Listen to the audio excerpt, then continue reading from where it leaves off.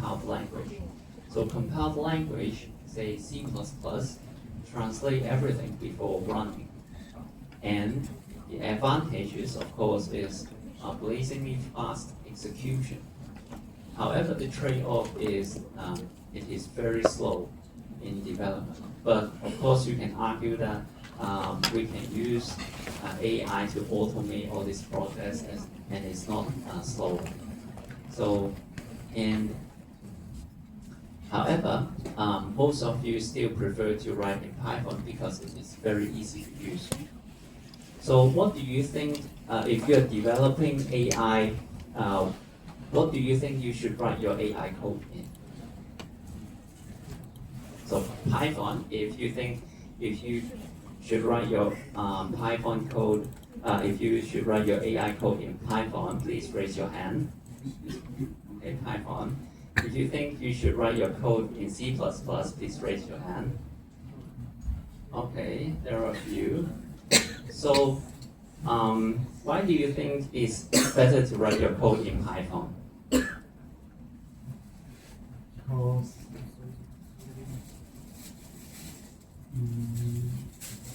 the AI will improve itself. 因為 AI 會自己結果咯，佢一行，因為佢可能係上一行嘅結果會影響下一行嘅變化，即係會有新嘅變化，咁會Python寫嘅更加方便。即係佢同以前系統嘅定義，即係以前嘅 C 加加寫嘅係所有嘢都係我預設好啦，將翻一次就自己個溫度。Okay, so準嘅話，C 加加點都係寫唔到。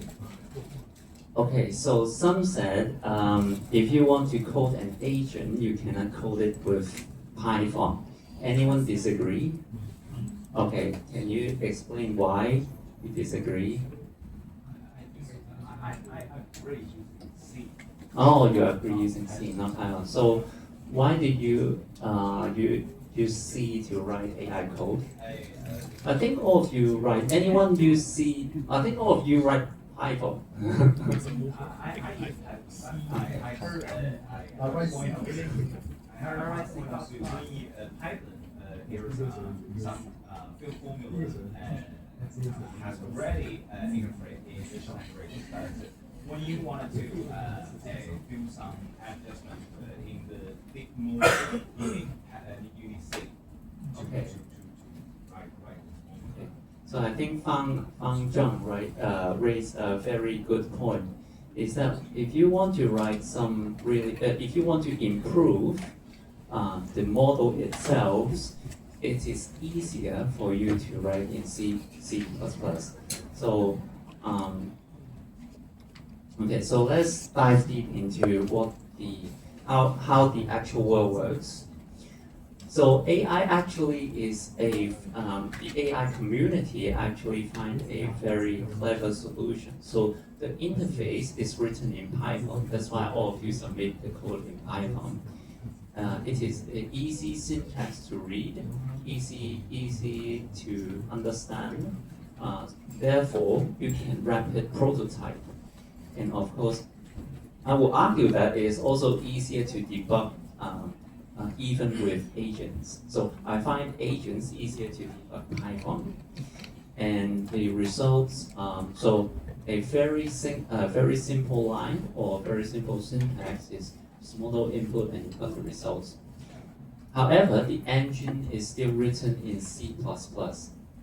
So CUDA, I think some of you might have heard of CUDA, and it's written, the compiler is, the language itself is written in C++ because you can optimize the code more efficiently or more easier if you are using C++. And it is optimized machine code and it runs millions of operations per second. So that's why we have libraries such as PyTorch, which is essentially wrapping what we have written in C using a Python interface, PyTorch or TensorFlow. So in this course, you are free to write your code in or vibe coding your code in Python. But I think if you find it if you really want to improve the speed, I think you need to go deep into C++. So I think with vibe coding, you might find writing C++ much more easier than the last generation. Okay, so but in order to understand the whole picture, we have to go deep into how CPU works and how GPU works. So let us define some basic terms. So processor, we are referring to the CPU called central processing unit. It's essentially the brain of the computer. It executes instructions and makes decisions. So core refers to an independent processing unit inside a processor. So it can work on separate tasks simultaneously. A modern CPU usually have 4 to 64 cores, clock speed. I think for the HPC server, we have a fixed clock speed, and it is essentially how fast a core executes instructions. Say 3 gigahertz equals to roughly 3 gigacycles per second. Each instruction takes one or more cycles. So there, these are the building blocks we will be discussing in this semester. RAM, you will need this. You will need to calculate the GPU RAM in this course, evaluating which model that you can fit into our HPC server. So RAM is referring to the temporary storage of active data, where programs and data live when it is running.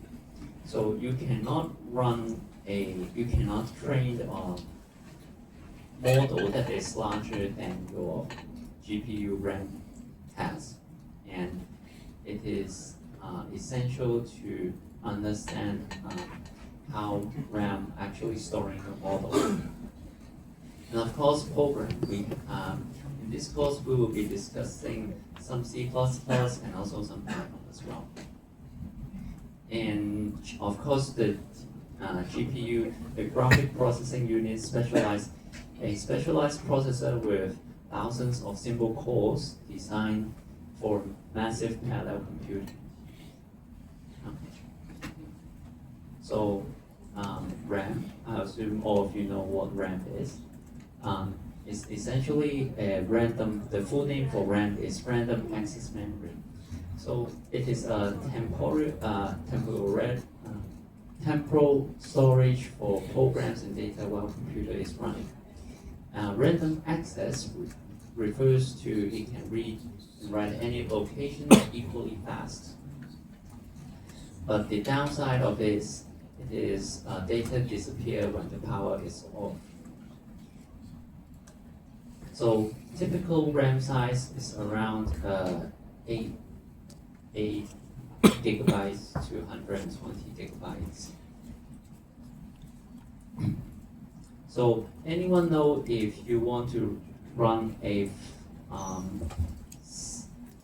7 billion model, how many GPU RAM do you need? 8 gigabytes. How any other guesses? So say for example, if you want to run a model called Mistral, I think some of you use Mistral. Mistral 70.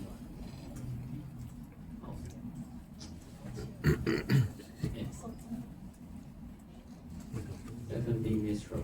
If I want to run this model, how many virtual GPU RAM do I need? 所以這樣就會晏晝入班，晏晝時間照近。So someone gets 8. 反而 Any other 係去 guesses? 吸晒，我知 16. Okay. I think if you average those two, it's 高 around, 以 it's 前 about 真係 right. 好近。 So I ran this Okay. model on my own computer, and it occupies around 12 gigabytes of GPU RAM. Okay, it's not deriving the calculation. I actually run it and look at how many gig of RAM it requires for me to run. So, but you have to be very careful. GPU RAM is not the same as the RAM in your own computer. So we will discuss about this later on in this course. So do not actually buy this type of RAM if you want to run a 7 million Mistral model. Okay, so the organization is that each byte has its address. Like when you're storing things, you need to know what the location that you are storing. So address is like a street address. So for example, if you define in your program, you write something like a equals to 5, it's essentially storing this 5 number in somewhere located in this address. So this is an address, a RAM address that you will be storing this 5 number. And CPU must use this address to flash the value when it kind of want to do any operation for with this number.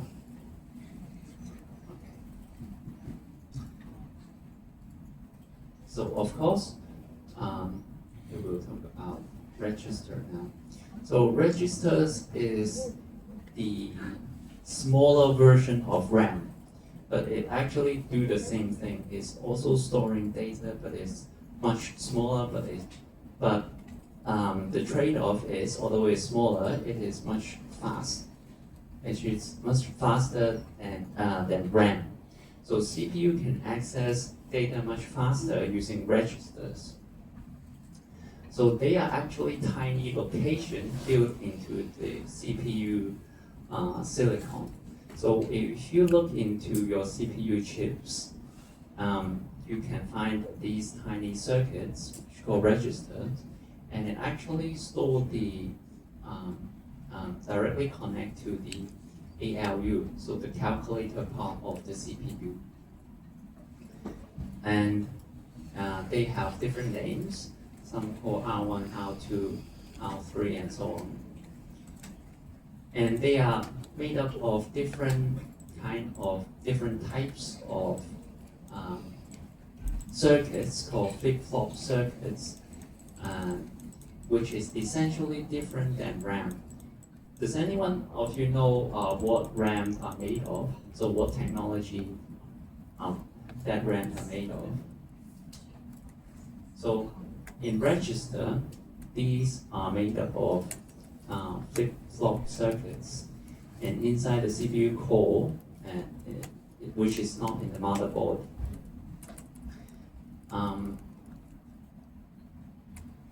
When you power off the computer, the RAM memory will go away.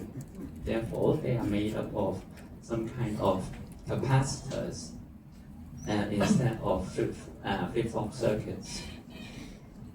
And register is much faster than RAM, so the access time for a register is less than 1 nanosecond, almost instant, and no memory bus. So the chips do not need to go around the motherboard to access the memory to access data stored in RAM.